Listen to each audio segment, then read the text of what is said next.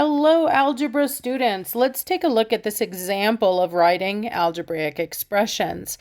It says translate the phrase half the sum of 9x and 2y into an algebraic expression. Now you might be thinking to yourself, Kate, why are we writing expressions when we were supposed to be multiplying with distribution?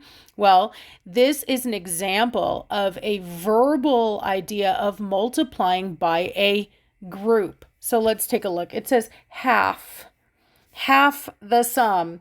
Well, half or half of is an act of scaling. So remember, an act of scaling is multiplication. So I'm asking you to take half and multiply by something. But notice what I want you to multiply by. I want you to multiply by a sum. Remember, a sum is not just a plus sign.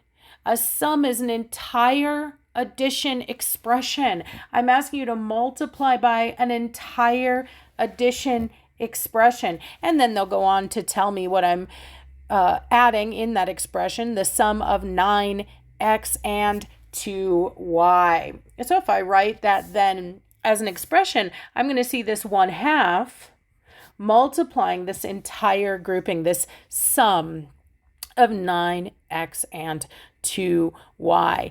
D is the correct answer. None of the rest work because in none of the rest is the 1/2 multiplying the entire group. Here, of course, there's no multiplication at all. And you might say, well, Kate, there was no multiplication in the problem. There was, guys. Remember, taking half of something, scaling something, whether it's scaling it down smaller or bigger, is an act of multiplication.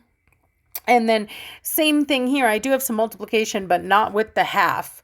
Okay. And then of course here, yes, I'm taking half of something, but I'm only taking half of 9x. And then I'm adding 2y.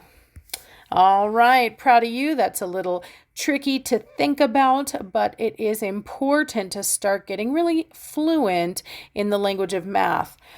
Super proud of you guys. Happy learning.